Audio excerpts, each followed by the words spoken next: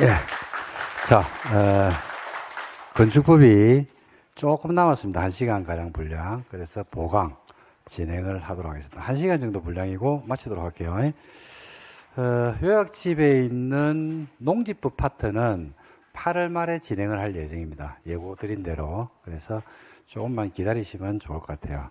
자, 건축선부터 보도록 하겠습니다. 건축선은 지금 보다시피 건물을 지어야 되는 선이 아니고 가능선이라고 되어 있거든요. 지을 수 있는 선입니다. 지을 수 있는 선. 자, 건축선을 설명하기 전에 우리 도로 배운 거 기억나시죠? 도로란 보행 및 자동차 통행이 가능한 너비 몇 메다? 4m 이상의 도로 또는 그 예정도로를 말한다. 차량 통행이 불가능한 도로 기억나시죠? 너비가 몇 메다? 3m 이상. 막다른 도로도 기억나시죠? 그죠? 10, 35, 35 이상의 2, 3은 6m. 이렇게 이제 기억이 날 겁니다. 자, 그러면 이거 가지고 설명을 좀 드리겠습니다. 도로가 뭐예요? 보행 및 자동차 통행하는 너비 몇 메다? 4m죠. 자, 있습니다. 도로 폭이 현재 2m가 있어요. 양 사이드에 이렇게 대지를 물고 들어옵니다. 이 도로는 건축법상의 통행도로 다 아니다.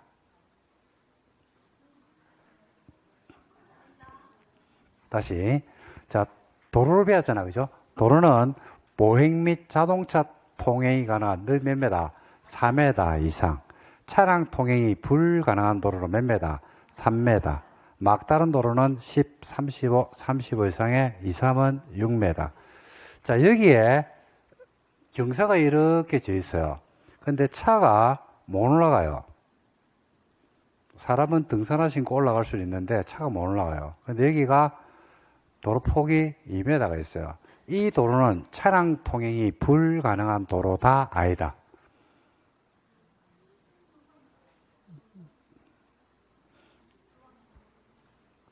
통행도로다 아니다.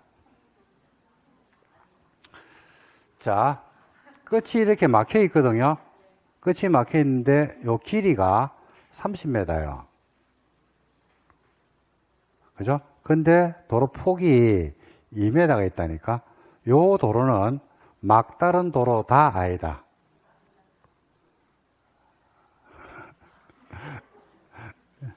그죠? 다시 할게.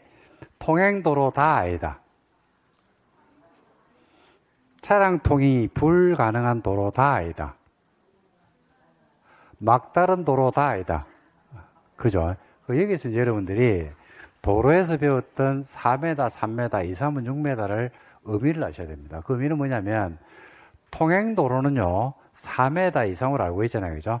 4m 이상이 아니잖아. 그럼 통행도로가 아닌 게 아니고 통행도로다. 보행 및 자동차 통행이 가능한 너비 4m 이상의 도로인데 이게 4m라는 말의 의미를 아셔야 돼요. 4m라는 것은 최소 건물을 지으려고 그러면 몇 메다가 확보된다? 4m가 확보가 돼야 돼요. 확보. 4m가 확보가 안 되면 허가가 내준다, 안 내준다? 안 내준다, 이 말입니다. 4m가 확보가 안 되면 허가를 내준다, 안 내준다? 안 내준다고요. 그러니까 차량, 통행도로다, 아니다? 통행도로다. 통행도로 맞아요. 차량 통행이 불가능한 도로다, 아니다? 차량 통행이 불가능하잖아. 차량 통행이 불가능한 도로 맞아. 막다른 도로 맞다, 아니다? 맞다. 끝이 막혀 있잖아. 막다른 도로 맞다니까요. 근데 이 상태에서는 허가가 나온다, 안 나온다? 안 나온다, 이 말이에요. 그럼 허가를 받으려고 하면 어떻게 되는데? 라고 하니까, 여기에 양 사이드에 대지를 물고 있죠. 자, 여기에 1번지, 가로, 세로 10m짜리 토지를 가지고 있는 갑이라는 사람이 이 상태에서 건물 지으려고 건축허가 신청을 했죠. 그럼 허가 나와요, 안 나와요? 안 나온다고요. 어떻게 허가 나와요? 그죠? 4m를 확보해야 돼요. 4m를. 그죠? 4m를 확보해야지 허가가 나오니까 이 상태에서는 허가를 안 내준다니까요. 그러니까 통행도로라고 명명된 지역에서는 몇 m를 확보해라? 4m를 확보해라. 원래는 4m를 확보해야 되는데 차량 통행이 불가능한 도로는 몇 m를 확보하면 돼요? 3m. 그리고 막다른 도로는 도로 길이에 따라서 확보하는 너비가 달라요. 2, 3은 6m를 확보해라 이 말이죠. 확보가 안 되면 허가를 내준다, 안 내준다? 안 내준다 이 말이죠. 그래서 예를 들자면 예를 들자면 여기에 도로가 있는데 현재 도로 너비가 2m가 있다고. 근데 양 사이드에 이렇게 대지를 물고 들어오는 거야. 자, 1번지 소유자 갑이 가로 세로 10m짜리 토지를 가지고 있는데 이 상태에서 건축허가 신청하면 허가를 내줘요, 안 내줘요? 안 내주죠. 안 내주면서 뭐라고 이야기를 하냐면 여기는 통행도로가 필요한 지이기 때문에 몇 메다를 확보해야 된다? 4m를 확보해야 돼요. 그래서 4m를 확보하면 뭘 내주겠다? 허가가 나온다. 건축허가 나온다. 이 말입니다. 지금 건축법 배우고 있잖아요. 그죠? 4m를 확보하는 방법이 두 가지. 그죠? 하나는 기다리면 돼요. 1000년을 기다려가지고 땅이 쭉 갈라지면서 벌어지면 돼요. 그러면 도로가 확보가 되거든. 밑에서 용암이 분출돼가지고 땅이 쭉 갈라지는 거야. 그래가지고 확보가 되면 돼요. 근데 문제는 용암이 분출되면서 땅이 푹 꺼지는 경우가 있죠. 그러면 또 1000년을 기다려야 돼. 벌어질 때까지. 그래 기다릴 것인지 안 그러면 내가 가지고 있는 대지에서 몇 메다를 내주면 돼요? 2m를 내주면 되죠. 2m를 내줘가 도로만큼을 확보하면 돼요. 4m를. 근데 내 혼자 도로를 확보하려고 하니까 억울하다 안 억울하더라? 억울하죠. 내가 확보를 하고 나면 이제 무임승차할 것 같아. 그래서 을한테 2번지 소유자 을한테 찾아가가지고 여기에다가 건물을 지으려고 그러면 4m를 확보한다 그러는데, 그죠? 니도 건물 지을 거니까 내가 여기서 현재 도로가 2m가 있으니까 내가 일부의 토지를 도로 부지로 내놓을 테니까 니도 같이 내놓자. 그래가지고 우리 건물 짓자라고 하니까 을이 하는 얘기가 나는 건물 안 지을 건데 이렇게 이야기하면 둘이 싸운다 안 싸운다? 싸운다. 근데 국가는 그렇게 하면 돼요 안 돼요? 안 되죠. 그래서 이런 경우에는 양 사이드에 대지를 물고 들어오잖아요. 그죠? 이럴 때는 도로 중심선에서부터 필요한 너비에 얼마를 후퇴하면 돼요? 2분의 1씩을 후퇴하는 거예요. 얼마를 후퇴한다고요? 2m 후퇴하는 거 아닙니다. 2m가 아니고 얼마? 2분의 1. 왜냐면 통행도로는요, 보행 및 자동차 통행에 관한 너비 4m가 아닙니다. 4m 이상이거든요. 그러니까 여기가 만약에 5m가 필요한 지역일 수도 있어 없어요? 있죠. 6m가 필요한 지역일 수도 있거든. 그렇기 때문에 2분의 1씩을 후퇴하면 돼요. 그래서 2분의 1씩을 후퇴해서 건선, 2분의 1을 후퇴해서 건선, 여기에 맞춰가지고 건물을 지어야 돼요. 그래서 건축 가능선이 여기가 되는 겁니다. 건물은 여기 노란선에 지어야 돼요. 그래서 노란선 안쪽으로 해서 건물을 지으면 됩니다. 그래서 건물은 이렇게 올라가든지 아니면 더 안으로 들어가서 여기에다가 건물을 짓든지 해서 건물을 지어야 됩니다. 그게 건축선이에요, 건축선. 원칙적인 건축선은요, 어디가 되는 게 맞냐면 도로가 있고 대지가 있으면 원칙적인 건축선은요, 대지와 도로의 뭐가 돼야 된다? 경계선이 돼야 돼요. 이걸 뭐라 그러냐면 대지와 도로의 뭐라고 얘기한다? 경계선이다. 이렇게 이야기합니다. 그래서 여기서부터 건물을 아무데나 건물을 이렇게 지으면 돼요. 지가 여기 지어도 되고 여기 지어도 되고 별말 없으면 건물은 여기 들어서는 겁니다. 근데 도로 소요 너비가 필요한 너비보다도 좁죠. 그럴 때는 대지와 도로의 경계선에서 건물을 지을 수가 있나요, 없나요? 없죠. 건물 못 짓는다니까요. 뭘 확보해야 되기 때문에? 도로를 확보해야 되기 때문에. 그래서 양 사이드에 이렇게 대지를 물고 들어오죠. 그럴 때는 건축선은 어떻게 되냐면 어떻게 된다? 도로 중심선에서부터 필요한 너비에 얼마씩을 후퇴하면 돼요? 2분의 1씩을 후퇴한 선이 건축선이 된다. 이렇게 되는 겁니다. 끝! 이게 답니다. 자, 이렇게 됐을 때, 자, 중심선에서 2분의 1을 후퇴하는데, 자, 이렇게 됐을 때, 1번지를 놓고 볼게요. 1번지 토지 면적이 얼마죠? 토지 면적. 은 가로, 세로 10m니까 100이죠? 아니, 토지 면적은 가로, 세로 10m니까 10 곱하기 10 하면 100이 나오죠. 등기부상 면적은 100입니다. 근데 토지 면적은 100인데, 대지 면적이 얼마인지가 문제예요. 대지 면적은 얼마가 된다? 100이 아니고 얼마? 90이 되는 겁니다. 요만큼은 지금 뭐로 내줬어요? 도로 부지로 내줬죠. 건물 지을 수 있다 없다? 건물 못 짓죠. 대지는 건물이 지어져 있거나 건물을 지을 수 있는 토지입니다. 지금 흰색으로 B급지 부분은 건물을 지을 수 있는 곳입니까? 없는 곳입니까? 없죠. 그래서 토지 면적은 100인데 대지 면적이 얼마가 된다? 90이 됩니다. 그래서 건축선으로 후퇴한 부분은 대지 면적 구할 때 제외됩니다. 그래서 여기에 만약에 건폐율이 50%라고 가정할게요. 건폐율이 50%면 건축 가능 면적은 50이 아니고 얼마? 45제곱미터가 건축 면적이 된다. 이렇게 보시면 됩니다. 그래서 대지 면적이 얼마인지를 아셔야 됩니다. 이 건축선을 구하는 가장 궁극적인 목적은 어디에 있다? 대지 면적을 구하는 데 있다. 이렇게 보시면 되겠습니다. 다 했습니다. 그래서 소유업이 미달되는 도로에서의 건축선은 도로 중심선에서부터 얼마를 후퇴해야 된다? 2분의 1을 후퇴해서 그은 선이 건축선이 됩니다. 자, 근데 중심선에서 2분의 1을 그으면 건축선이 되는데 도로가 있는데 똑같이요. 2m짜리 도로가 있거든요. 역시 마찬가지로 똑같이 가로 세로 10m짜리 토지가 있습니다. 근데 반대쪽에 보니까 경사가 이렇게 져 있어요. 하천이 흐르네요. 철길이 있네요. 이럴 때 원칙적인 건축선이 어디라고 했습니까? 대지와 도로의 경계선이죠. 경계선에 건물 지을 수 있어요? 없어요? 없죠. 근데 아까는 보니까 양 사이드에 대지를 물고 들어올 때는 후퇴할 때가 두 군데 있었잖아요. 그죠? 그럴 때는 중심선에서 얼마를 잡았다? 2분의 1이죠. 요거는 중심선에서 2분의 1을 잡을 수가 있나요? 없나요? 없잖아요. 왜냐하면 반대쪽에 경사지, 하천, 철도, 선로 부지가 있으면 후퇴할 곳이 있어요? 없어요? 없단 말입니다. 이럴 때 건축선은 어떻게 되는데? 라고 하니까 이럴 때는 반대쪽 경계선에서부터 어디까지 넘어가냐면 소요 너비만큼, 도로 너비만큼을 후퇴한 선이 뭐가 된다? 건축선이 됩니다. 그래서 뭐부터 확보해 줘야 돼요? 도로를 먼저 확보해 줘야 돼요. 그러고 나서 여기 노란 선이 건축선이 되기 때문에 이 안쪽으로 건물을 지어줘야 됩니다. 그래서 두 개로 이제 나눌 수 있거든요. 하나는 양 사이드에 대지를 물고 들어올 때 건축선은 소유업이 미달되는 도로에서의 건축선은 어디로부터? 중심선에서부터 2분의 1. 반대쪽에 하천, 철도, 선로 부지가 있으면 어디로부터? 경계선에서부터 얼마? 경계선부터 뭐만큼? 소요 너비만큼, 필요한 너비만큼을 건축선으로 한다. 역시 마찬가지로 이러면 도로에서 몇 메다 물고 들어옵니까? 2m를 물고 들어오죠. 그럼 후퇴를 얼마나 해줄까요? 2m 후퇴하겠죠. 그럼 요 부분은 역시 마찬가지로 대지 면적 구할 때 포함됩니까? 제외됩니까? 제외됩니다. 그러니까 좀 전에 봤던 여기에서의 대지 면적, 1번지의 대지 면적은 얼마였는데 90이었죠. 토지 면적은 100인데 대지 면적은 90이었죠. 여기서는 지금 토지 면적은 얼마야? 똑같죠? 가로 세로 10m니까 토지 면적은 100이잖아요. 그죠? 근데 대지 면적이 얼마입니까?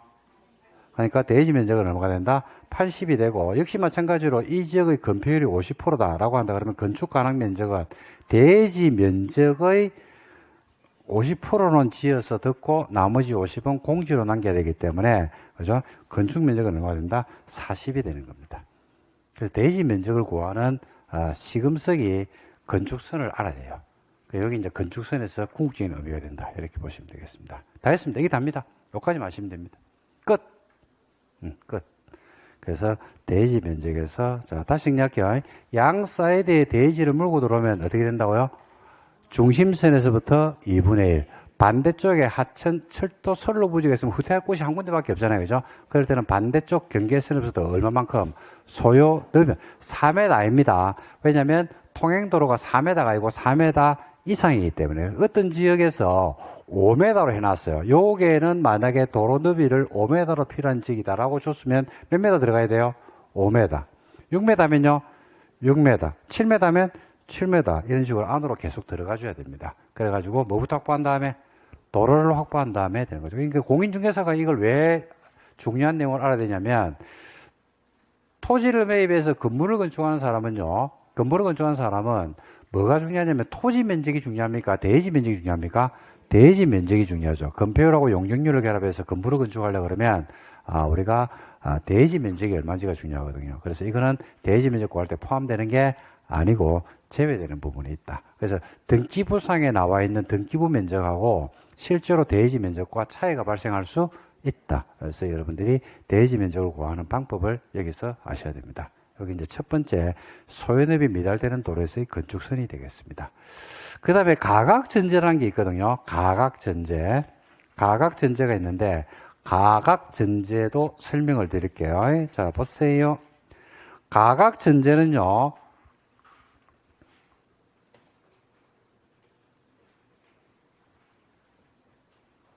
전제란 말이 자른다 이 말입니다. 자른다. 뭐를 자르는 데니까 가각을 자른다. 가각. 가짜가 무슨 가짜냐면 길가짜입니다. 길거리에 있는 각자가 뿔각이거든요. 길거리에 있는 각을 전제한다. 뭐 한다는 얘기입니까? 잘라버린다 이 말이죠. 자, 그래서 보시면 이런 길 모퉁이에 대지가 있어요. 필요한 도로 너비를 4m로 가정을 할게요. 4m인데 여기가 7m가 있어요. 여기는 5m가 지금 확보가 되어 있거든요. 4m 이상인데 그러면 건축선이 어디가 돼야 돼요? 대지와 도로의 경계선이 돼야 됩니다. 맞습니까? 왜? 충분히 확보가 되어 있잖아. 그러니까 대지와 도로의 경계선이 된다니까요. 그러니까 여기에서 봐봐요. 여기에 있는 2번지 토지의 건축선은요, 노란선이 돼요. 3번지 토지의 건축선도 노란선이 된다니까요. 근데 1번지에 있는 토지는 길 모퉁이에 있죠. 그럴 때는 각을 잘라버립니다. 그래서 어떻게 잘라버리냐면 길거리하고 각을 이루는 여기를 잘라가지고 건축선이 이렇게 돼요. 그게 가각전제입니다. 이 가짜가 무슨 가짜라고 했어요, 제가? 길가. 각은 뿔각자. 자, 여기에, 자, 봐봐요. 1번지 대지를 봐야 돼. 1번지 대지가 A가 있고, B가 있고, C가 있고, D가 있습니다. 그러니까 A, B, C, D 4개의 각을 가지고 있겠죠. 어떤 대지든지 가면 각을 4개를 가지고 있다고. 그러면 A 각과 B 각과 C 각과 D 각이 있다 그러면, 그죠? 요 중에서 가각이 뭐예요? 가각. A가 길거리하고 각을 이루는, 길거리하고 가로, 세로에 각을 이루는 거는 A 각이잖아. 그래서 길거리하고 각을 이루는 A 각을 전제하자. 자른다 이 말이라니까요. A 각을 잘라버리겠다. 그래서 뭘 만들자? 건축선을 만드는 거예요. 건물은 어떻게 되냐면, 건축선이 어떻게 되냐면요. 이렇게 돼요. 여기. 또는 여기. 또는 여기. 이렇게 해서 맞춰줘야 돼요. 그래서 여러분들 지나가다 보면, 길 모퉁이에 대지가 있잖아요. 그죠? 길 모퉁이에 지어진 건물들은, 그죠? 요 모서리 부분이 전부 다 망했다? 잘려져 나갑니다. 우리 학원 건물도 지금 길 모퉁이에 있죠? 학원을 맨날 왔다 갔다 하면서 길 모퉁이에 있는지를 모르는 분들이 있어. 길 모퉁이에 있잖아. 그죠? 근데 모퉁이에 있는 각이 잘렸다, 안 잘렸다? 잘려 있어요, 지금. 잘려 있어. 그것도 모르겠죠. 길 모퉁이 안 잘렸던데? 안 잘린 경우도 있다니까. 안 잘리면 건물을 어떻게 짓냐면 요렇게 짓는 거예요. 요렇게. 대부분이 다 잘려 있다니까요. 왜 자르는데? 이제 이걸 아시면 되거든요. 왜 자르냐면요. 차가 있잖아요. 차가 이렇게 있으면 보행 및 자동차 통행이 가능한 게 도로인데 차가 있으면 차량의 뭐가 회전 반경이 나와야 되거든요. 근데 이 건물을 갖다 길 모퉁이에다가 여기에다가 건물을 바짝 붙여가지고 건물을 올렸어. 그럼 회전 반경이 나와야 안 나와요? 안 나오죠. 차 이쪽 부분하고 여기 모서리하고 긁혀버린다고. 그래서 여기를 갖다 뭐 한다? 잘라버리는 겁니다. 그걸 가각전제라고 불러요. 가각전제. 문제는 가각전제를 하는데 가각이 얼마냐? 가로 도로 너비가 얼마냐? 세로 도로 너비가 얼마냐? 잘려나가는 길이가 달라요. 근데 이 길이는 우리 시험에서는 출제된 적이 한 번도 없습니다. 그래서 그 공식이 있거든요. 공식이 어떻게 되냐면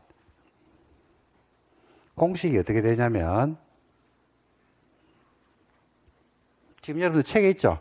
그죠? 책에 보시면 돼요. 표를 보시면 돼요. 여러분 표보는 법만 아시면 됩니다. 표를 외울 필요는 없고요.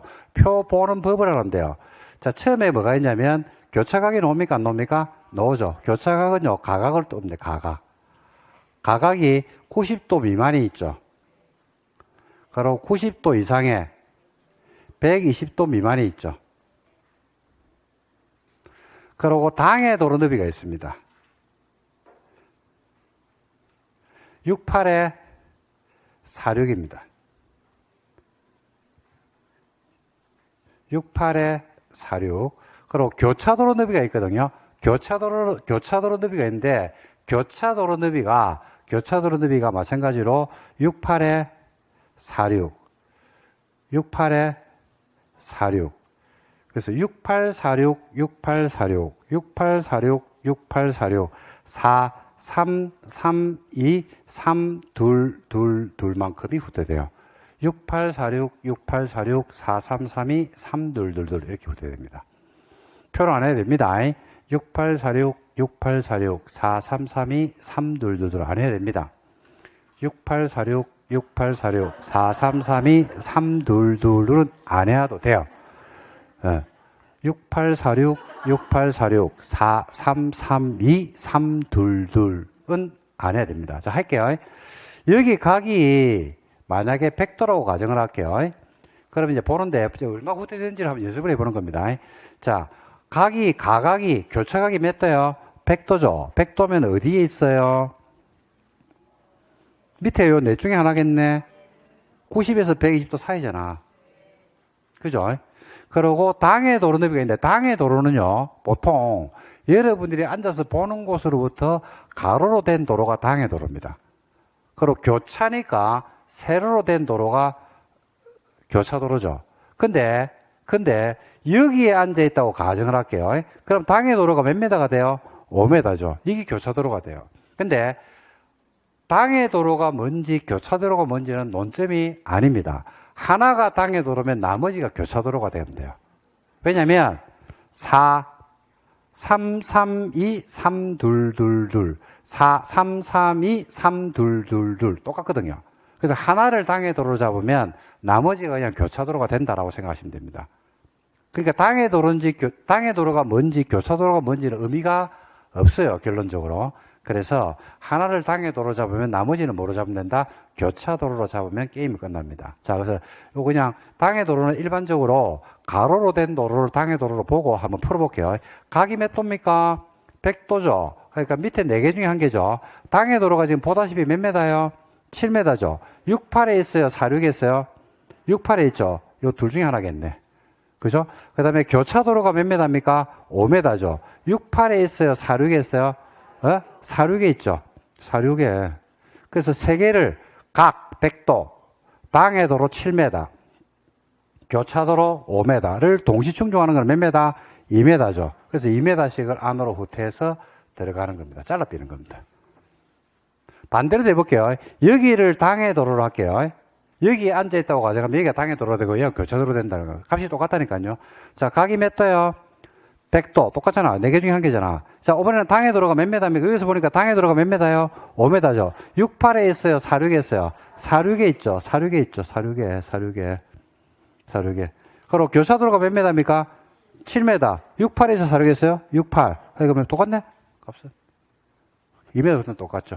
이렇게 해서 당해도로와 교차도로를 정하면 됩니다. 6846, 6846, 4332, 322인데 잘 들어야 돼. 여기서 6846, 6846, 4332, 322이 시험에 나오지는 않을 겁니다. 근데 뭐를 하셔야 되냐면요. 가각 전제를 하려고 그러면 각이 몇 도 미만? 120도 미만이 돼야 돼요. 90 미만, 90 이상, 120 미만이기 때문에. 그죠? 그리고 도로 너비가 몇 메다 미만이 돼야 돼요? 8m 미만이 돼야 됩니다. 요건 아셔야 돼요. 요건. 그래서 가각 전제를 하려고 그러면, 잘 들어야 돼. 요거면 안 돼. 가각 전제를 하려고 그러면, 각도, 좁아야 돼. 각도 좁고, 도로도 좁을 때 하는 겁니다. 끝. 좁아야 되는 게 아니야.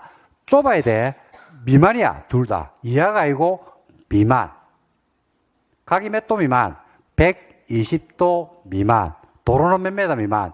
8m 미만일 때 가각전제를 합니다. 각이 좁거나 도로가 좁아야 돼요? 둘 다 좁아야 돼요? 둘 다. 각도 좁고 도로도 좁을 때 하는 거다. 각이 몇 도?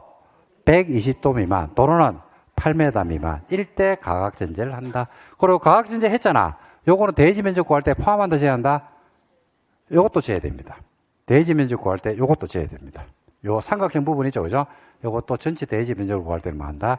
제외된다. 이렇게 보시면 되겠습니다. 요까지를 뭐라고 부르냐면요. 법정 건축선이라고 불러요. 법에서 정하고 있는 건축선이다. 이렇게 이제 이야기를 할 수 있습니다. 자, 그 다음에 하나가 더 남아 있는데, 도로가 충분히 확보되어 있어요. 10m로.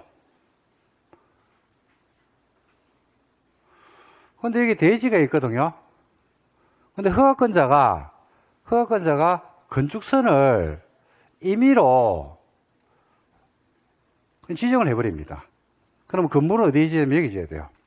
녹색 선에 맞춰가지고. 이걸 지정 건축선이라고 부릅니다. 누가 정한다고요? 허가권자가. 어디에서? 도시에서만 가능해요. 최대 4m까지만 정할 수 있어요. 마음대로 뭐라고? 건축인의 심의를 거쳐서 건축선을 정하죠. 그러면 이걸 임의지정 건축선이라고 부릅니다. 여기서는 조심할 게 시험에 나오는 게 뭘 내냐면, 여기 만약에 가로 세로 10m짜리 토지가 있잖아요. 그죠? 근데 허가권자가 야 도시 미관을 위해서 여기는 3m 안으로 들어가라 라고 정했잖아요. 그죠? 그러면 지정 건축선이 되는데, 여기서 3m 안으로 들어갔거든요. 그럼 여기 만약에 10번지 토지라 그러면 토지 면적이 얼마예요? 가로 세로 10m니까 100이죠. 토지 면적이 100이라니까요. 대지 면적이 얼마다? 70이라면 큰일 나요. 요거는 대지 면적도 얼마? 100으로 계산해 줍니다. 대지 면적도 100. 그래서 지정 건축선은요, 허가권자가 임의로 지정을 했기 때문에 대지 면적 구할 때 건축선을 후퇴한 것은 대지 면적에서 제외되는 게 아니고 요거는 포함을 시켜줍니다. 왜냐면 이걸 제외시켜버리면 허가권자가 임의로 내 재산권을 제한하는 그런 결과가 돼요. 허가권자가 임의로 니는 내하고 옛날에 별로 사이가 안 좋으니까 3m 다 들어가비라. 니는 내 친구니까 건축선을 갖다가 내가 그죠? 대지 면적만큼 해줄게 라고 해가지고 허가권자 임의로 나의 재산권, 국민들의 재산권을 제한하면 되는데 안 돼요. 국민의 재산권, 권리를 제한하거나 의무를 부과할 때는 반드시 뭐로 해야 된다? 규범을 해야 됩니다. 규범. 그래서 좀 전에 봤던 가각선제나 그 다음에 소유업이 미달되는 도로에서의 건축선은 우리가 법정 건축선, 법에서 정하고 있는 건축선이기 때문에 개인의 재산권을 제한해도 됩니다. 근데 요거는 허가권자가 임의로 최대 몇 m까지 4m까지를 임의로 정할 수 있거든요. 근데 허가권자 임의로 국민의 재산권을 제한하면 안 되기 때문에 요거는 건축선은 4m까지 해서 이렇게 정할 수는 있습니다. 근데 그렇다고 해서 대지 면적까지도 면적이 줄어드는 것은 아니다. 요게 핵심입니다. 다 했습니다. 됐습니까? 끝. 자, 정리할게요. 건축선. 도로와 접한 부분에서 건물을 지을 수 있는 선, 지어야 되는 선 아닙니다. 지어야 되는 게 아니고 지을 수 있는 선.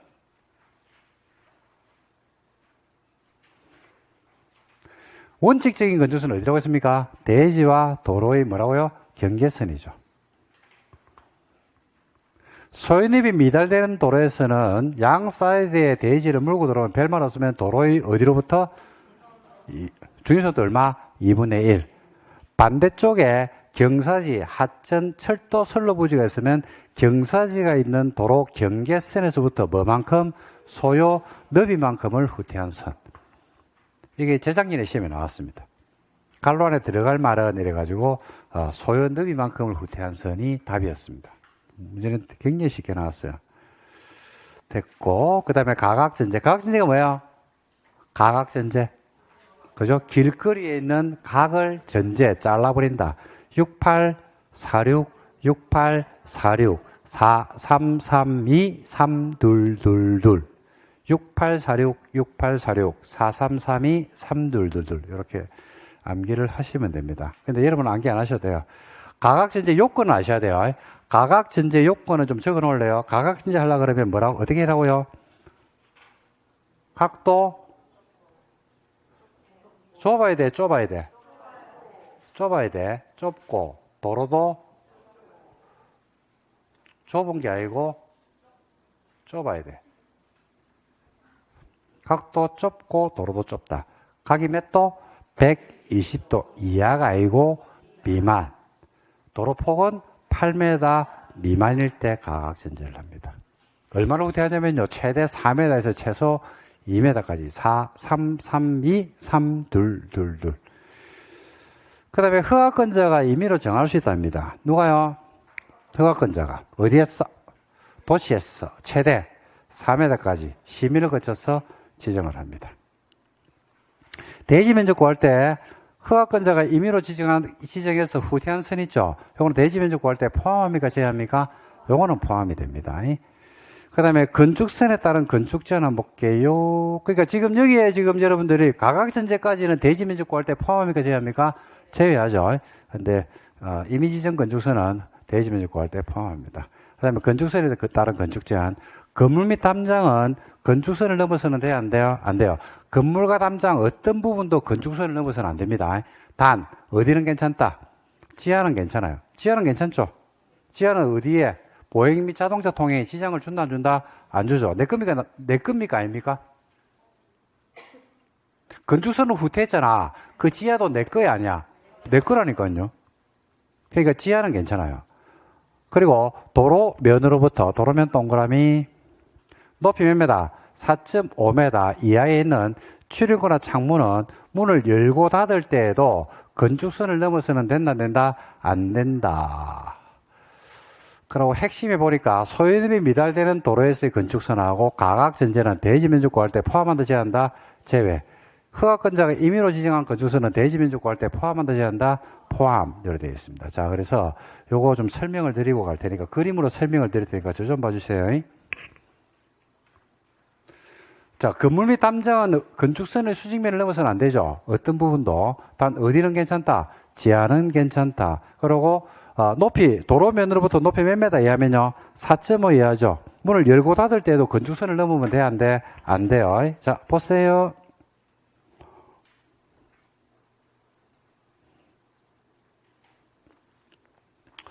도로가 있습니다. 대지가 있습니다.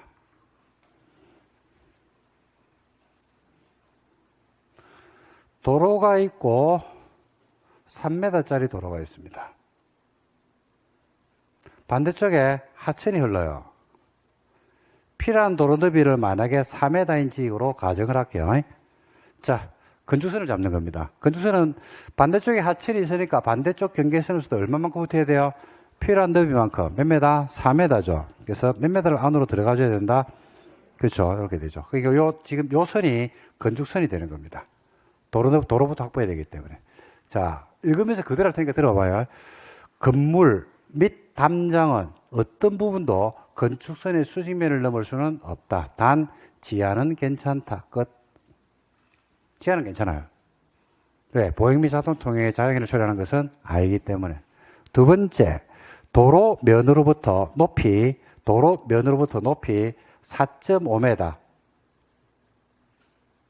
이하에 있는 출입구나 창문은 문을 열었을 때도 건축선의 수직면을 넘어서는 안 된다. 위에는 괜찮다. 끝. 4.5m까지는 문을 열어도요. 건축선을 넘으면 안 돼요. 왜 그러냐라고 했을 때 도로를 지금 확보를 해놨거든요. 도로 확보를 지금 몇 미터를 했냐면 4m짜리 도로를 확보를 했잖아. 그럼 차가 이 도로 위를 지나간다고. 차가 이렇게 지나가는 거야. 지나가다 보니까 만약에 건축선으로 돼 있는 게 이렇게 창이 건축선을 튀어나와 있는 거야. 그러면 차가 지나가다가 요것 때는 부딪힐 수 있어 없어요? 있죠. 그죠? 그러면 도로를 확보한 게 의미가 없잖아요. 그죠? 그래서 몇 미터까지는 4.5m까지는 문을 열었을 때도 문을 닫았을 때도 건축선을 넘으면 된다 안 된다? 안 된다. 그러니까 4.5 위에는 괜찮다 안 괜찮다? 괜찮다. 왜 4.5일까요? 이런 도로 표지판 본 적 있습니까? 그죠? 화물적지함의 최대 높이, 육교, 터널 이런 거 지나가다 보면 이런 표지판을 볼 겁니다. 이게 화물적지함의 최대 높이거든요. 그러니까 화물을 잔뜩 싣고 갔을 때도 건축선을 넘어서는 건물이 있으면 된다 안 된다? 안 된다 이 말입니다. 그래서 이렇게 넘으면 안 되죠. 그래서 여러분들 보면 건물 같은 거 보면요. 4.5면 보통 2층 정도 되거든요. 2층에 보면 창이 도로가에 있는 건물들은요. 창이 뭐로 돼 있다? 여다지로 되어 있어요. 여다지. 그리고 위로 올라가죠. 그러면 건물 창이 어떻게 되어 있다? 미닫이로 이렇게 되어 있어요. 밀고 닫고. 이렇게. 뭘 넘어도 되기 때문에 건축선을 넘어도 되거든요. 그렇게 해서 4.5로 갖다 기준으로 잡습니다. 어디로부터 4.5입니까? 도로면, 지표면 아닙니다. 지표면이 아니고 어디로부터? 도로면으로부터. 포인트입니다. 4.5는 다 알아요. 4.5는 아는데 나중에 이제 지표면으로부터 이렇게 되면 또 틀립니다. 도로면. 지표면이 아닙니다. 자, 이해됐습니까? 예, 끝. 됐습니다. 건축선 봤네요. 높이 한번 볼까요? 높이도 뭐 바로 정리합시다. 자, 잠 보세요. 5분이면 정리합니다. 자, 건물의 높이를 제한하는 방법은요, 두 가지가 있습니다. 하나가 가로구역 단위 높이 제한이 있고, 또 한 개가 일조권 확보를 위한 높이 제한이 있습니다. 두 개. 가로구역 단위 높이 제한이 있고, 일조권 확보를 위한 높이 제한이 있습니다. 가로구역이 뭔지 알면 돼요. 가로구역이 뭐예요? 가로구역. 이 뭐냐? 가로구역은요, 법조문에 도로로 둘러싸여 있는 일단의 구역을 가로구역이라고 불러요. 뭐라고요? 도로로 둘러싸여 있는 일단의 구역. 자, 도로로 둘러싸여 있는 도로로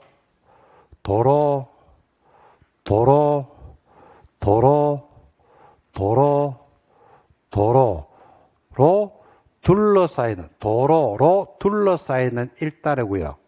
이걸 하나의 가로구역을 불러요. 그래서 1번 가로구역은 최고 높이를 50m라고 정했죠. 그러면 여기에 대지를 가지고 있는 누군가가 있어요, 없어요? 있죠. 이 사람은 건물 지을 때 최고 높이 얼마? 50으로 지어야 됩니다. 이게 가로구역 높이 제한입니다. 가로구역이란 말을 아시면 돼요. 가로구역은요, 가짜가 무슨 가짜? 길가. 로자는 길로. 길로로 둘러싸여있는 하나의 섹터. 이걸 가로구역이라고 부른다니까요. 길로로 둘러싸여있는 하나의 sek터. 길로로 되어 있는 구역. 길로로 되어 있는 하나의 구역을 가로구역이라고 불러요. 그거 이게 다요. 어디가 매료되어 있어요? 어디가 매료되어 있어? 어디가 매료되어 있어? 아니, 어디 가면 길과 길로로 둘러싸여 있냐고. 어디든지 이렇게 되어 있지. 신도시는 이렇게 반듯하게 되어 있고, 구도심가에 가면 어떻게 되어 있냐면요, 이렇게 되어 있죠. 길로,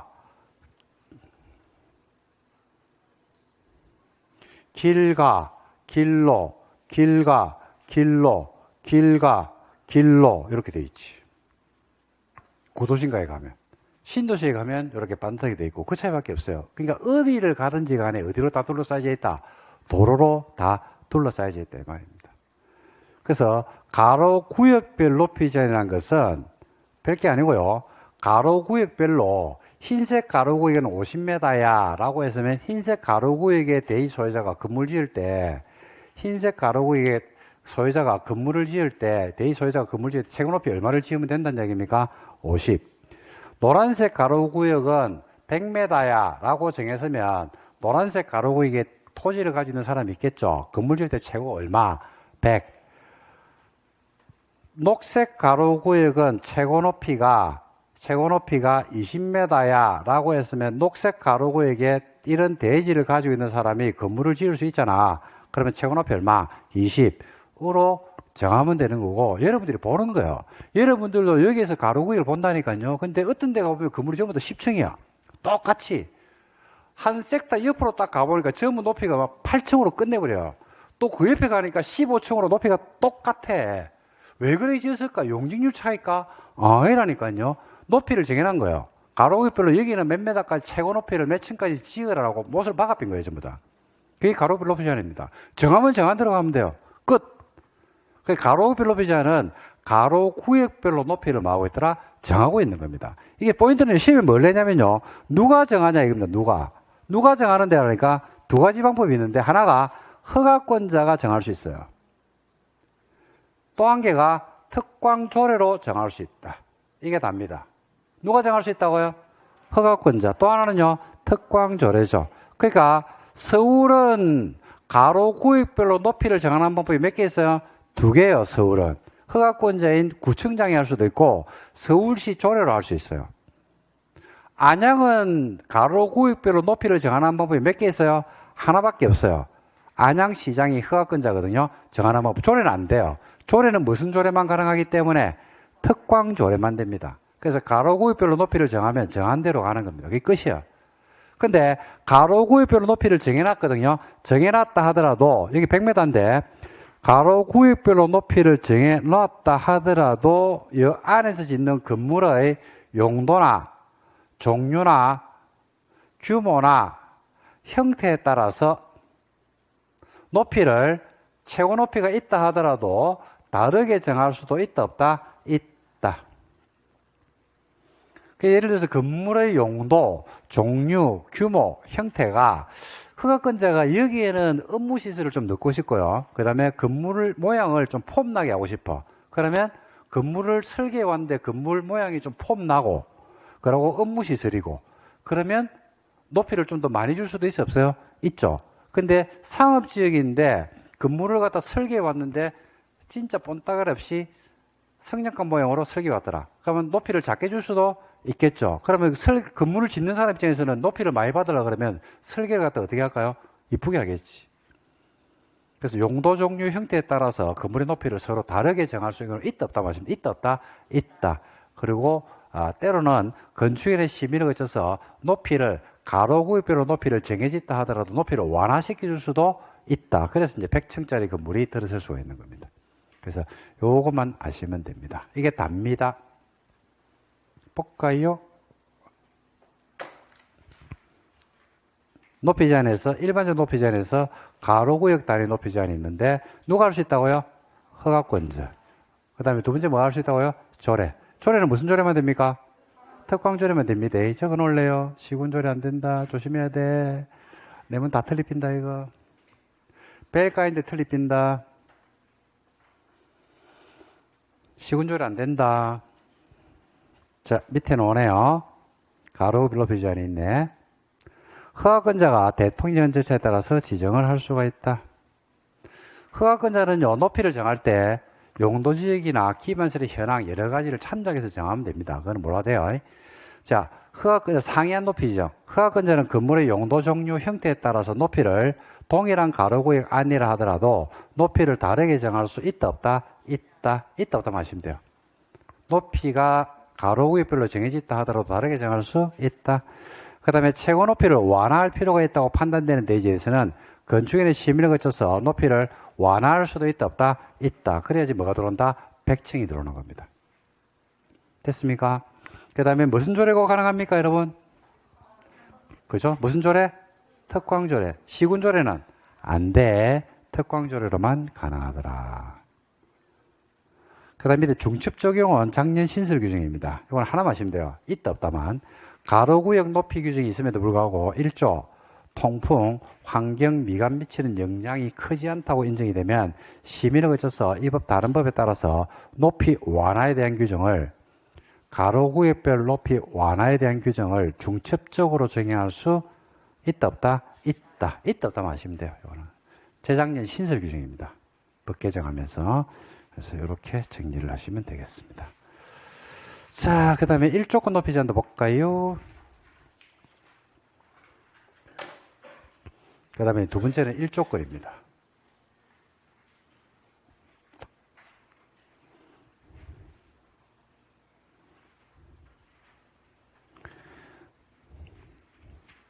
높이를 제한하는 방법은 두 가지 있다고 했거든요. 하나가 가로구역. 가로구역별로 높이를 제한하는 방법이 두 가지가 있다고 했죠.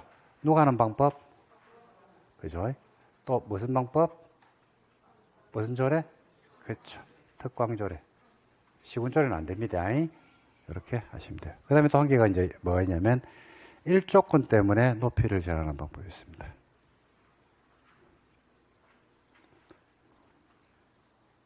일조건 때문에 높이를 정하는 방법. 일조건 때문에 높이를 제한하는 방법도 몇 개 있냐면 2개가 있습니다. 2개. 요 두 개는 요건만 아시면 되거든요. 자, 하나는 전용 주거지역과 일반 주거지역에서 일조건 확보를 위해서 건축하는 모든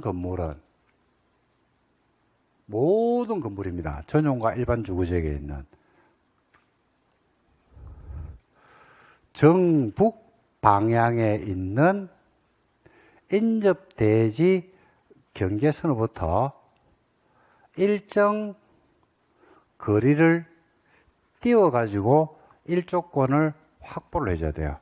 일정 거리를 띄워가지고 일조권을 확보해야 됩니다. 세 가지 조건을 충족하면 돼요. 어디에서요? 전용 주거지역과 일반 주거지역에 건축하는 어떤 건물이? 모든 건물은요. 그러니까 전용 주거지역에 있는 동사무소도 일조권 보호를 받는다, 안 받는다? 받는다. 일반 주거지역에 있는 근린생활시설도 일조권 보호를 받는다, 안 받는다? 받는다. 왜? 모든 건물이니까. 어느 방향에 있는? 정북 방향에 있는 인접대지 경계선으로부터 일정 거리를 띄워야 되는데 그 건물의 높이가 10m 이하죠. 그러면 1.5m를 띄워줘야 돼요. 10m를 초과하죠. 그러면 높이의 얼마를 띄워주면 되냐면 2분의 1을 띄워주면 돼요. 이게 답니다. 무슨 방향에 있는? 정북 방향에 있는 인접대지 경계선. 이거 하나만 예를 들게요. 요것만 딱 이해하면 돼요. 지금 우리가 배우고 있는 게 뭐예요, 여러분들? 건축법이죠. 그래서 여러분이 이만큼의 대지를 가지고 있습니다. 자, 이 대지에다가 건물을 지으려고 하는 거죠. 그럼 이 대지는 동서남북을 접해 있는 거 맞습니까? 맞죠? 그죠? 그래서 만약에 여기를 북쪽이라고 할게요. 그럼 여기가 남이 되겠습니다. 그럼 여기가 동이 되겠네요. 여기가 이제 서쪽이 될 겁니다.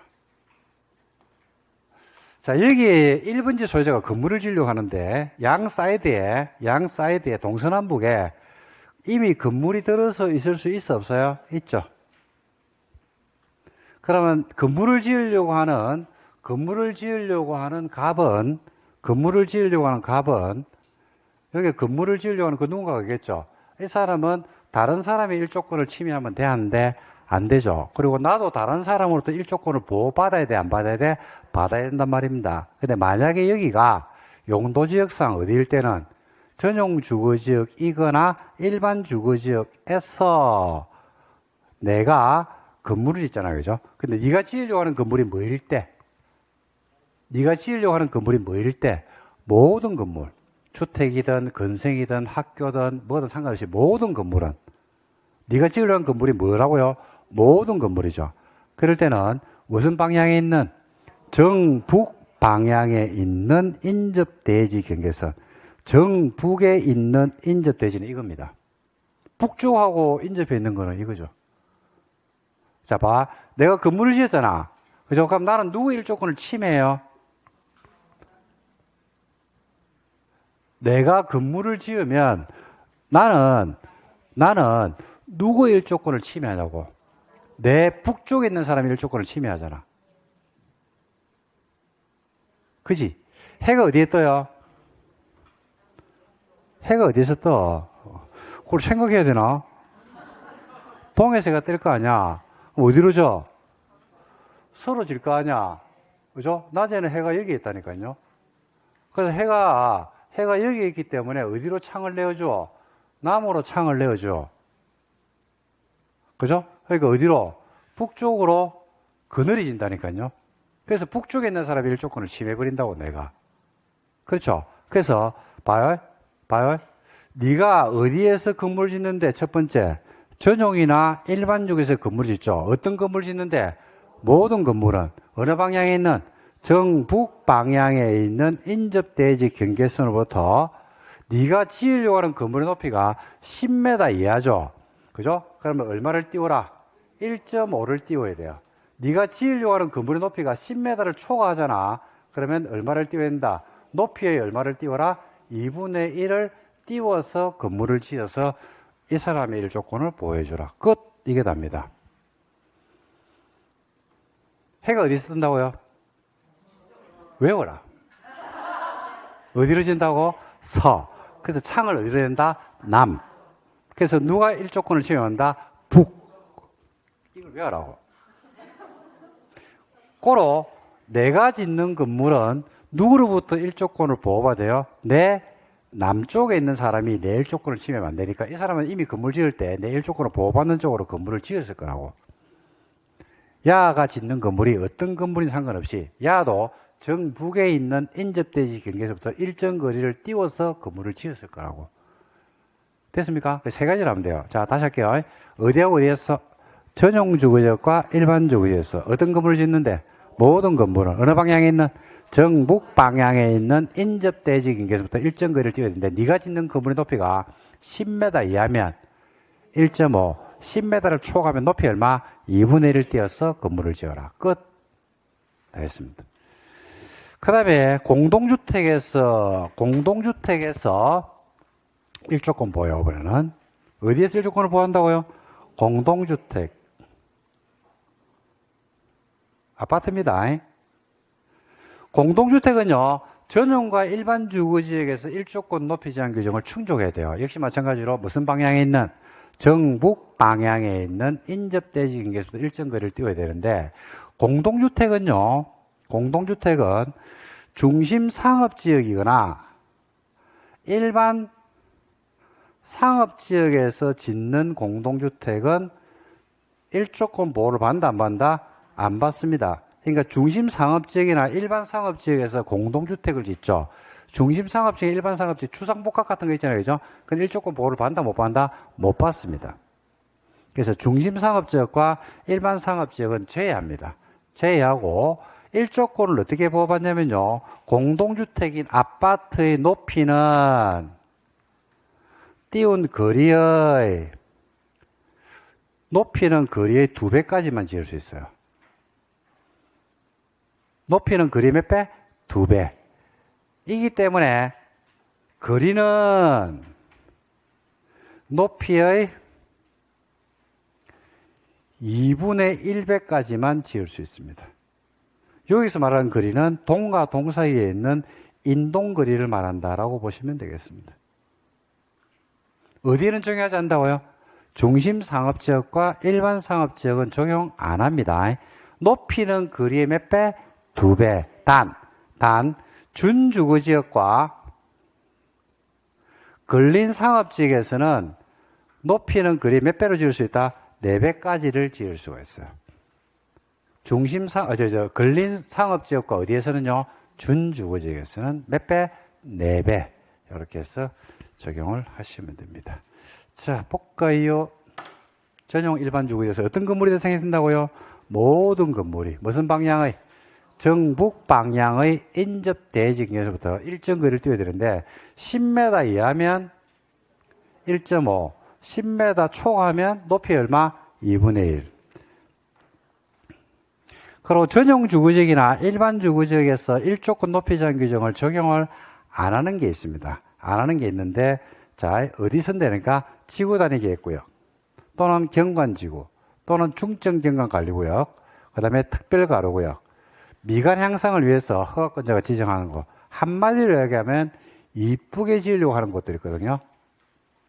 이쁘게 건축을 하려는 곳이 있죠. 그럴 때는 전용과 일반 주거지에서 높이 제한 규정을 적용한다, 안 한다? 안 합니다. 그리고 건축협정구역, 그리고 정북 방향의 인접대지가 전용 주거지역과 일반 주거지역이 아닐 때, 그아들은 일조건을 보여줄 필요가 없죠. 정북 쪽이 준주거지역이야. 그럼 준주거지역에 있는 대지 소유자는 일조건 보호를 받아, 못 받아요? 못 받죠. 예, 그때는 해당하지 않습니다. 그리고 예외적으로 원래는 어디로 띄어냐면 정북으로 띄어야 되거든요. 근데 예외적으로 정남으로 띄우는 경우도 있습니다. 자, 한번 보세요. 정남으로 띄우는 걸 한번 설명드려 볼게. 원래는 북으로 띄워야 돼요. 근데 이런 경우 있죠.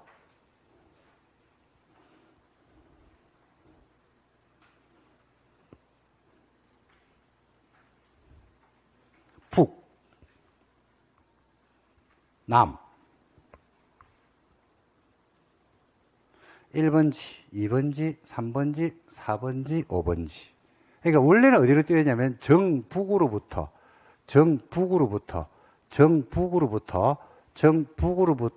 일정 거리를 띄워서 건물을 지어야 되는 게 원칙이란 말입니다. 그죠? 근데 한번 해볼게. 자, 여기에 신도시라, 신도시 전부 다 허벌판이에요. 택지개발지구, 도시개발구역입니다. 허벌판이거든요. 자, 그러면 어디로부터? 정남으로부터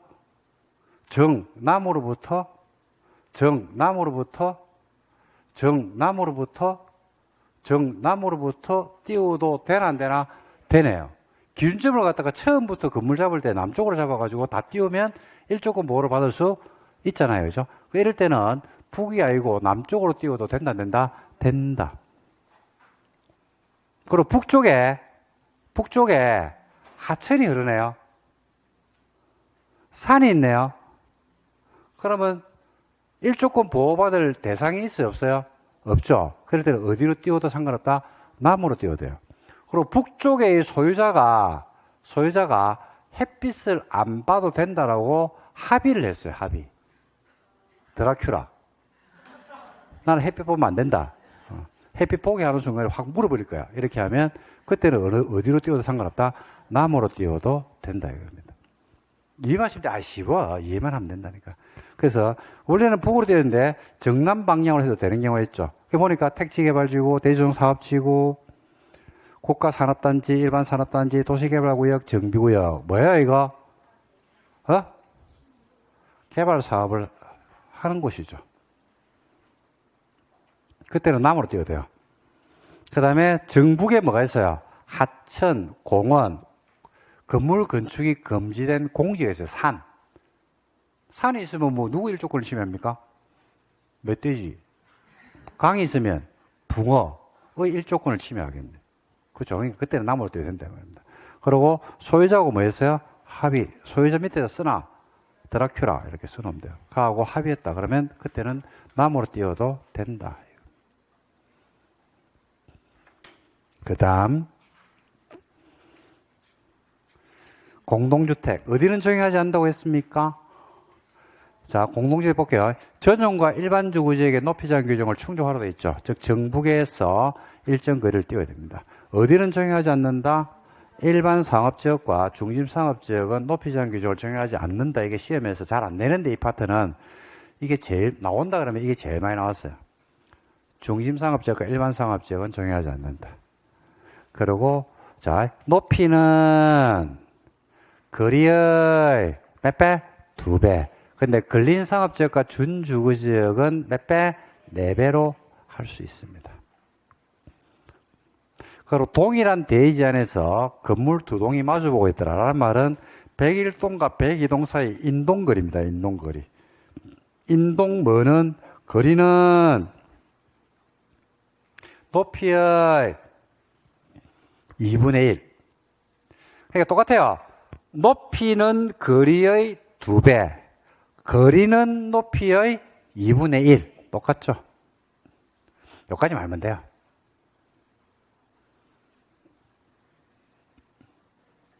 됐습니까? 자, 설명을 합시다, 한번. 안 하면 섭섭하니까. 공동주택이라고 해서 별건 아니고요. 자, 보세요. 이겁니다. 자, 여기에 아파트를 짓는 겁니다. 공동주택. 레미안. 북. 쪽에 아파트가 있어요. 자이. 동.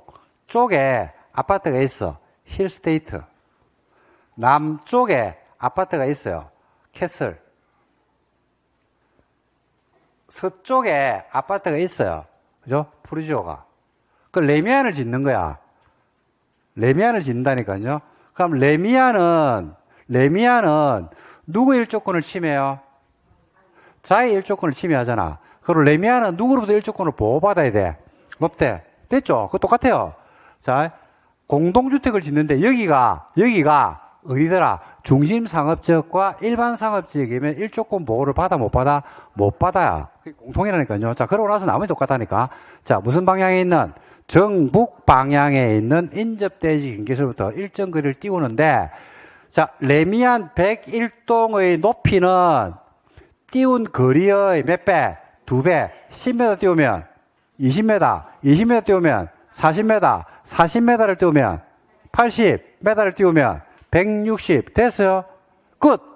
다야, 이게. 그리고 레미안 단지 안에서 101동의 일조권도 보호받아야 된다니까요. 그걸 동과 동 사이 거리라 불러요. 그죠? 그래서 101동의 일조권을 누가 침해하냐면 102동에 있는 남쪽에 있는 102동이 일조권을 침해하니까 101동과 102동 사이에 동과 동 사이 거리를 띄워야 돼, 안 띄워야 돼? 띄워야 되죠. 이걸 뭐라 그러는데? 인동거리라 불러요. 동과 동 사이 거리는 102동 높이가 80m면 2분의 1, 40m를 띄어라 이 말이야. 똑같잖아. 높이는 거리의 2배, 거리는 높이의 2분의 1, 끝. 그러니까 단지 안에서도 동과 동 사이에 단지 안에서도 일조권 침해가 있어요, 없어요? 있죠. 그걸 규정하는 거라니까. 그래서 하나만 하면 돼요. 뭐는 높이, 기준을 높이로 잡았잖아. 높이는 거리의 2배, 거리는 높이의 2분의 1, 끝. 다 했는데.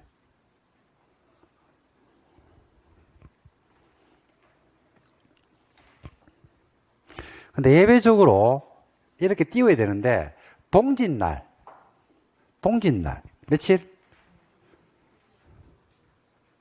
동짓날. 동짓 몰라요? 12월 22일.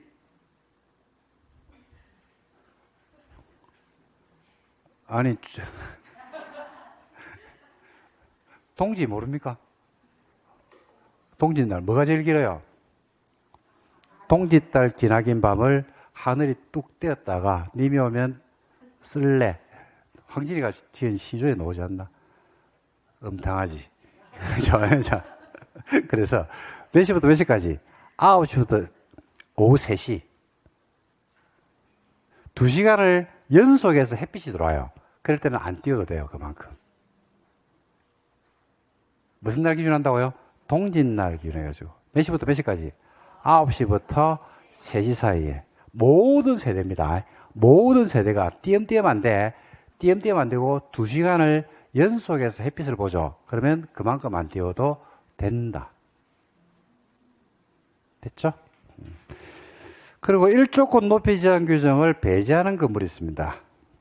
2층 이하로서 높이가 8m 이하짜리 건물은 일조권 높이 제한 규정을 적용하지 아니할 수도 있다. 그랬습니다. 2층 이하로서 동시충족해야 돼요. 높이가 몇 m 이하면요?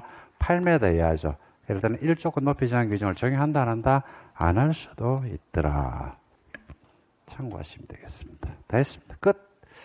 자, 그 다음에 각종 높이 산정으로 들어갑니다. 이제 다 했어요, 이거는. 자, 대지 면적은 아까 했죠? 대지 면적은 대지 수평 투입 면적인데, 자, 대지 면적 구할 때 제외되는 게 있는데, 이거는 여러분들 건축 면적, 바닥 면적, 높이, 청수 계산한 법인데, 시험은 제외되는 걸 냅니다. 제외되는 거. 그러니까, 대지 면적 구할 때 제외되는 거 대표적으로 아까 여러분 건축선으로 후퇴했죠? 그 후퇴한 부분은 대지 면적 구할 때 포함해서 제외했어요? 제외했죠? 뭐 그런 것들을 이야기하는 거예요. 그래서 대지 면적 구할 때 제외되는 건 뭐죠? 소유도비 미달되는 도로에서의 건축선,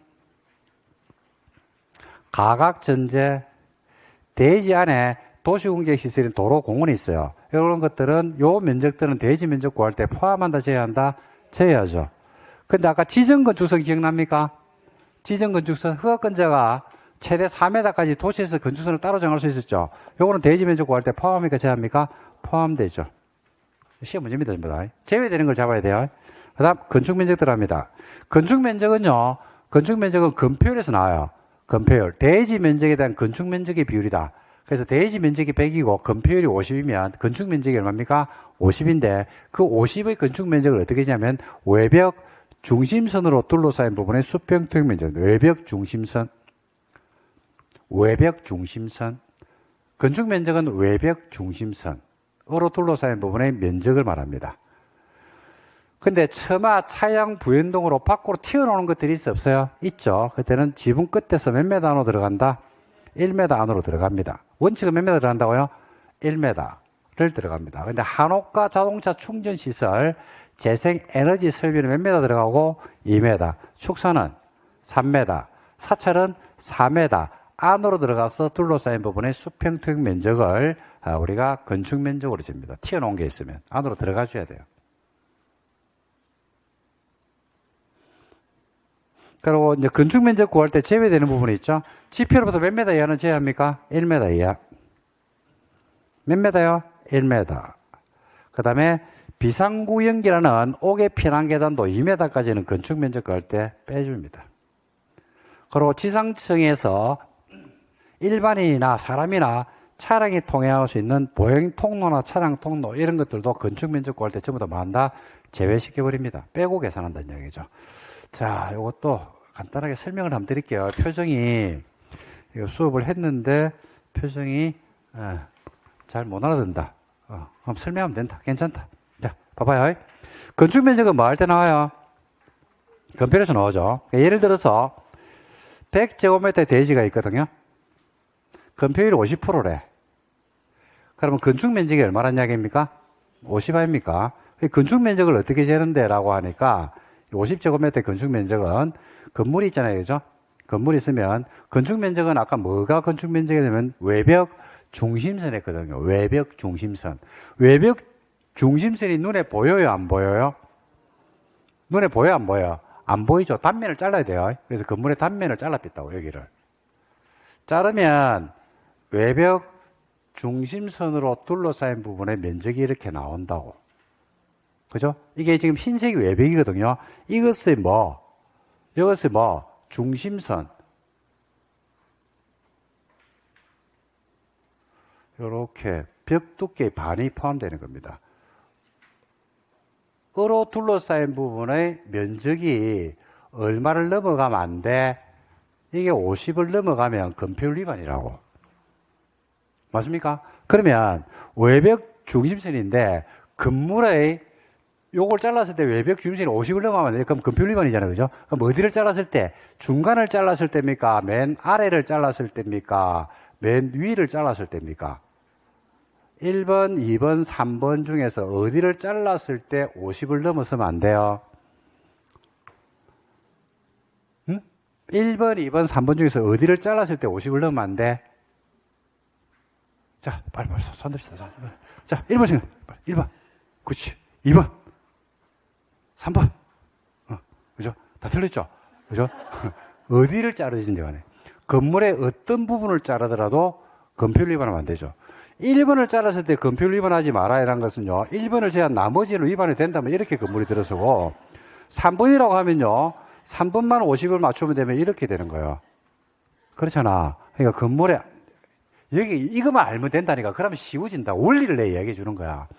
건물의 어떤 부분도 건폐율 50이면 50을 넘어서면 돼, 안 돼? 안 되죠. 어떤 부분도 넘어서면 안 된다고. 건폐율 위반 건물이면 철거해야 돼요. 그죠? 자, 그런데 이렇게 건물을 짓다 보니까 어떤 문제가 생기냐면요. 1층에 우리가 건물 같은 거 지어볼 때 1층에 보면 화단이나 테라스 등으로 이렇게 튀어나오는 것들이 있어요, 없어요? 있죠. 그럼 여기를 자르니까, 그죠? 어떤 부분도 넘어서지 말라고 했는데 여기에 날개가 달려가지고 나온다고. 그래가지고 55제곱미터가 되면서 건폐율 위반하는 건물이 나와요. 그래서 만약에 1층에 저렇게 화단이나 테라스 내지는 계단이 있다 그러면 건물을 어떻게 지어야 되냐면요. 50을 위반하면 안 되기 때문에 이렇게 지어야 돼요. 이렇게 건물을 짓고 여기에다가 계단 또는 테라스 이런 것들이 나와줘야 돼요. 말이 돼요? 안 돼요? 안 되죠. 그래서 건축 면적을 잴 때는 잘 들어야 지금부터 지표면으로부터 몇 메다까지는 제외한다? 1m까지는 건축 면적이 안 돼요. 튀어나와도 된다, 이 말이지. 두 번째, 처마, 차양, 부연 등으로 이렇게 튀어나온 경우가 있다니까요. 그러면, 자, 건축 면적을 재는데 어디를 잘라버렸냐면 여기를 잘라버렸거든. 그러니까 야 때문에 여기가 날개가 달려 나와가지고 55가 된다니까. 그러면 돼, 안 돼? 안 되죠.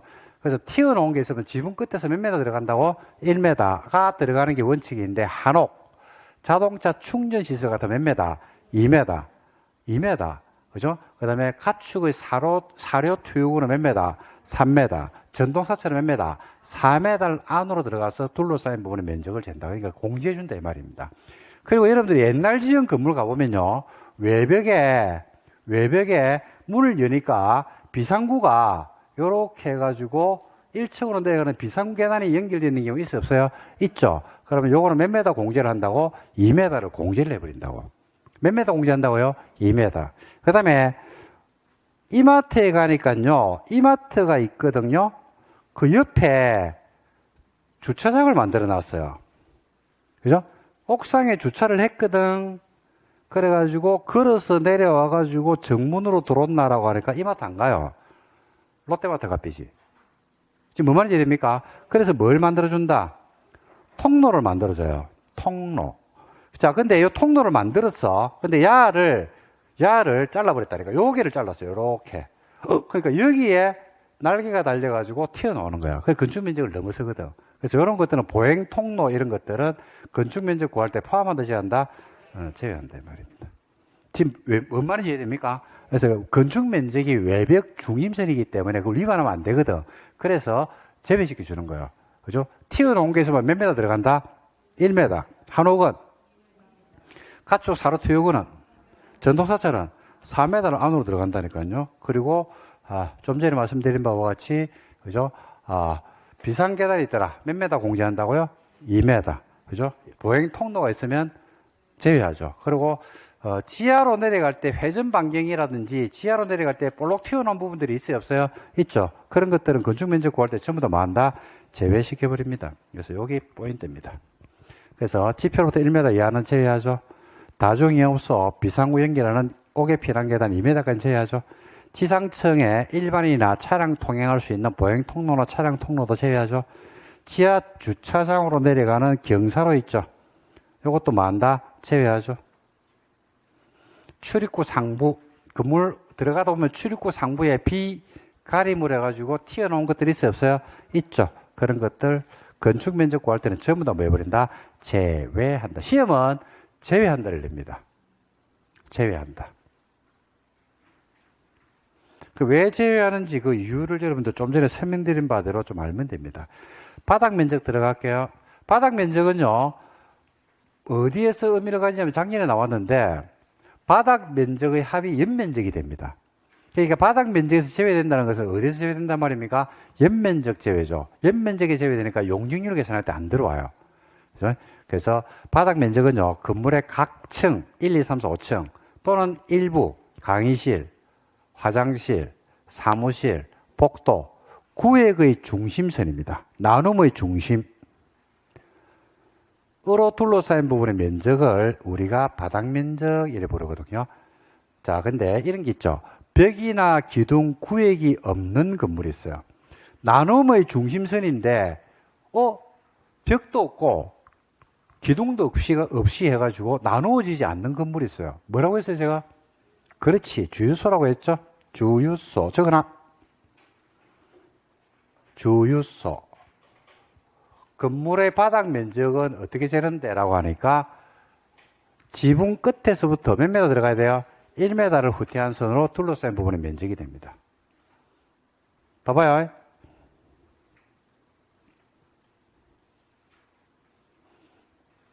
대지가 있거든요. 기둥이 있거든요. 지붕이 있습니다. 주유소죠. 그죠? 이 건물의 바닥 면적이 어떻게 되는데라면 이걸 이야기하면 안 되죠. 이건 대지 면적이거든요. 지붕과 기둥 또는 벽 중에 하나만 있으면 건물이 되거든요. 일단 건물은 맞거든. 근데 바닥 면적이 어떻게 되는데 이걸 이야기하면 안 된다니까요. 그래서 이 건물의 바닥 면적은 어떻게 재는데 라고 하니까 어디로부터 지붕 끝에서부터 몇 메다? 1m씩을 안으로 들어가서 둘러싸인 부분의 면적이 요 면적이 주유소 건물의 바닥 면적이 된다 이 말입니다. 지붕 끝에서부터 1m. 그 다음에 주택 발코니입니다. 발코니. 여러분 집에 요즘 확장해가지고 잘 안 보이는데 발코니 있죠. 발코니 노대 유사 바닥은 난간 설치 여부에 관계없이 노대 발코니 전체 면적에서 노대가 접한 가장 긴 외벽에 접한 길이의 몇 메다까지? 1.5 메다를 꼬방값을 뺀 면적을 바닥 면적에 산입을 한다는 것은 얼마까지는 빼준다는 얘기입니까? 1.5m까지는 빼준다 이 말입니다. 길이에, 그러니까 외벽에 접한 길이에 1.5를 빼줘요. 그러니까 여러분들이 알고 있는 아파트에 거주하시는 분들은 발코니가 거실에서부터 확장이 되어 있잖아요. 그죠? 확장돼서 몇 메다가 확장되어 있겠습니까? 폭이 1.5m가 확장됐어요. 그까지가 서비스 면적입니다. 1.5까지로 공제주기 때문에. 그 나머지 면적은 바닥 면적에 포함되니까 1.5까지는 공제한다. 이렇게 해석하면 되겠죠. 그 다음 바닥 면적 제외되는 부분에서 나머지 보시면, 자, 필로티 주시면 잘 내죠. 필로티 알죠? 기타 유사 구조의 부분은 공중의 통행이나 차량 통행, 주차장으로 전용된다든지 공동주택에서는 바닥 면적에 산입하지 않습니다. 필로티가 바닥 면적에 산입하지 않는 게 아닙니다. 필로티가 무조건 산입되지 않는 게 아니고 뭐로 쓰일 때만 공중의 통행이나 차량 주차나 공동주택에 있는 필로티는 바닥 면적에 산입하지 않아요. 업무시설에 있는 필로티는 바닥 면적에 산입을 한다. 업무시설인데 사무실인데 필로티로 되어 있거든요. 근데 1층 필로티를 로비로 쓰고 있어요. 근데 그게 업무시설이야. 그럼 바닥 면적에 포함되는데 포함이 된다니까요. 어디에서만 포함이 안 됩니까? 네? 공중의 필로티 부분이 공중의 통행, 차량 주차장으로 전용된다든지 뭐로 쓰일 때 공동주택에서. 공동주택에 있는 필로티는 바닥 면적에 산입을 안 한다 이 말이죠. 조심해야 돼, 필로티. 필로티는 바닥 면적에 산입하지 않는다. OX. X. 무조건 산입하지 않는 게고, 뭐로 쓰일 때만? 공중의 통행 또는 차량의 주차 또는 공동주택에서는. 그 다음에 승강기탑, 계단탑,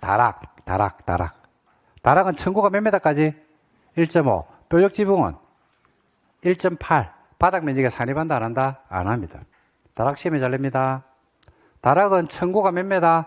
1.5. 뾰족지붕은 1.8까지는 바닥 면적에 산입한다, 안 한다? 안 한다. 반대로 이야기하면요, 다락인데 층고가 1.5를 넘죠? 그럼 바닥 면적에 뭐 한다? 산입을 한다. 그래서 여러분들 그 상가 같은 데 1층에 가보면 다락 만들어 놨죠? 커피숍이라든지 이런 데 가보면 다락을 만들어 놓은 곳들 있잖아. 그 가보면 사람이 서 있을 수 있어, 없어요? 없죠. 이럴 수 있잖아. 왜? 1.5를 넘으면 바닥 면적에 산입을 해빈다니까요. 그러니까 전부 다 몇 메다 이하로 잡아놨다? 1.5. 그죠? 이하까지는 공제주기 때문에 1.5까지 잡을 겁니다. 아마. 뾰족지붕은 1.8.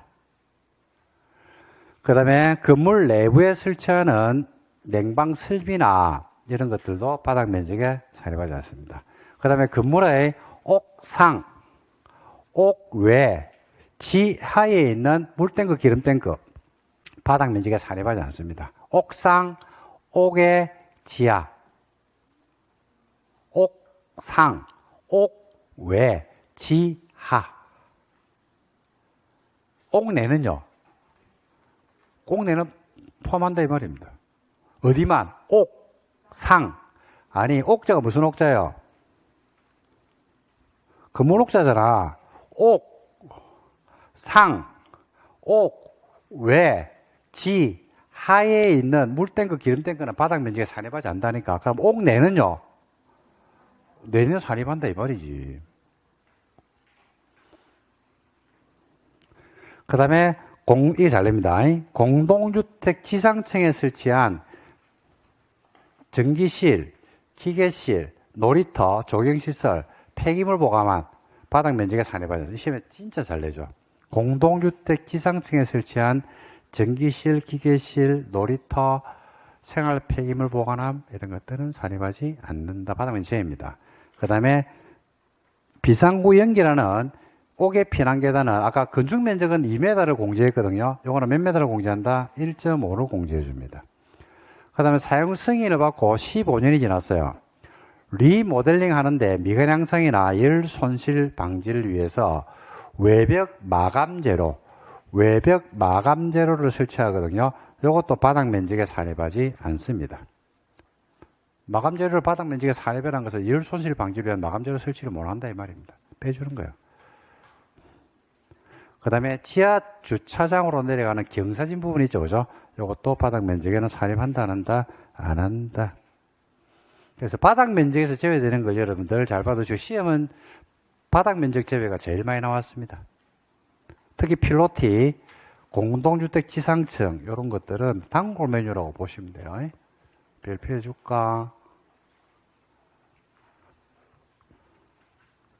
그 다음에 연면적은 뭐 바닥 면적을 합을 연면적이라고 부르고, 용적률 연면적 계산할 때 제외되는 거 4개는 알고 계시죠? 생략. 층수. 층의 구분이 명확하지 않습니다. 몇 메다마다 하나의 층이 돼요? 4m마다 하나의 층이 되는 건 알죠? 부분에 따라 층수를 달리합니다. 몇 층입니까? 가장 많은 층수가 건물의 층수죠. 가장 많은 층수. 앞에서 보니까 5층, 뒤에서 보니까 6층이면 몇 층짜리 건물이에요? 6층. 그 다음에 층수가 제외되는 거, 승강기탑, 계단탑, 망루, 장식탑, 옥탑이 있거든요. 옥탑인데 그 수평 투영 면적이 건축 면적의 8분의 1 이하면 층수 계산할 때 포함을 안 시킵니다. 옥탑방이 있죠, 옥탑방. 옥탑방이 건축 면적이 얼마더라? 8분의 1 이하죠. 그럼 층수 계산할 때 포함한다, 안 한다? 안 한다라는 말은 다른 말로 하면 8분의 1을 초과하면 포함한다, 안 한다? 한다. 이렇게 해석하는 겁니다. 뭐의 8분의 1입니까? 건축 면적입니다. 그리고 지하층은 여러분 알죠? 층수 계산할 때 포함돼야 안 돼요? 안 되죠. 지하층은 이미 알고 있는 겁니다. 높이는 어디까지는 지표면으로부터 어디까지 된다? 상단입니다. 상단이 어디예요? 상단. 옥상 바닥을 상단이라고 불러요. 적어서 올래요? 옥상 바닥.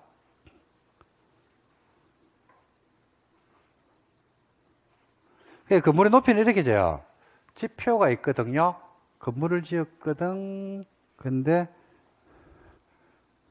난간이 있거든. 지표로부터 어디까지입니까?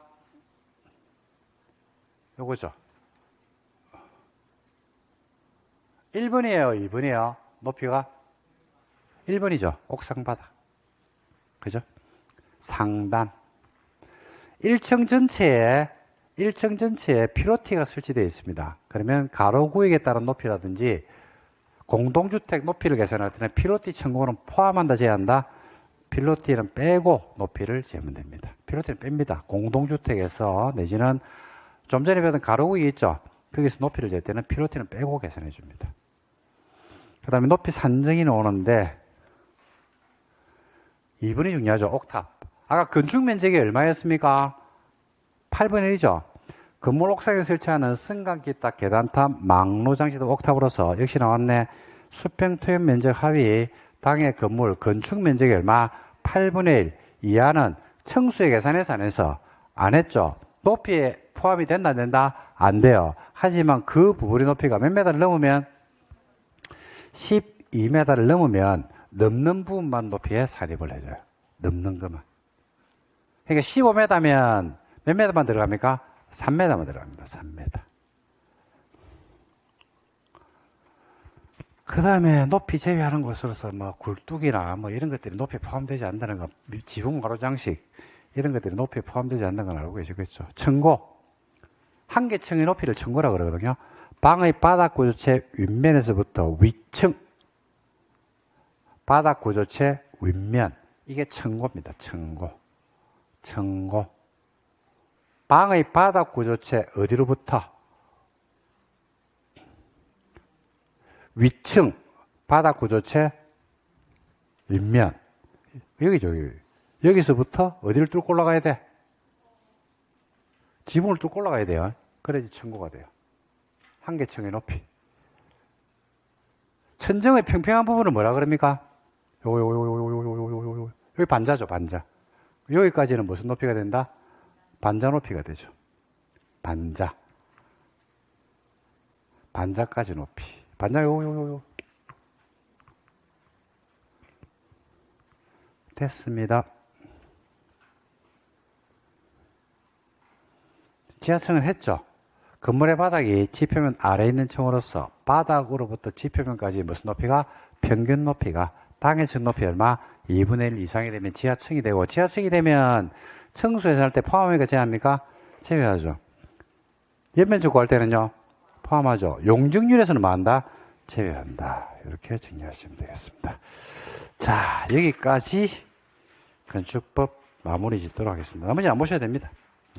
나머지는 나중에 문제 풀든지 뭐 그럴 때 한번 체크해 드리라고 이 정도 정리를 하도록 하겠습니다. 자, 고생하셨고, 문제풀이 수업이 이제 들어가잖아요. 그죠? 문제풀이 강의를 들을 때는, 문제를 조금 미리 풀어보시면 효과적이니까 문제를 항상 미리 풀어보시고 수업을 들으시면 좋을 것 같고, 전체 문제를 풀기에 시간적으로 부담스러우면 홀짝으로 푸셔도 중복이 되는 문제들이 많기 때문에 상관이 없지 않을까 이렇게 생각합니다. 자, 요약식 강의 여러분들 장시간 고생하셨고, 이제 이론 강의는 이것으로 끝입니다. 지금 이후부터 수업은 전부 다 문제풀이로 수업을 할 거니까 수업의 내용이 달라지진 않습니다. 교재가 이제 문제로 바뀌니까 문제를 통해서 여러분들 실력 점검, 이런 것들, 또 헷갈리는 거, 이런 것들을 문제를 통해서 좀 반복을 하시면 좋지 않을까 이렇게 생각하니까, 자, 그때 뵙기로 하고, 자, 수업 여기서 마치도록 하겠습니다. 고생하셨고, 다음에 여러분들 문제풀이 강의에서 뵙도록 하겠습니다. 수고하셨습니다.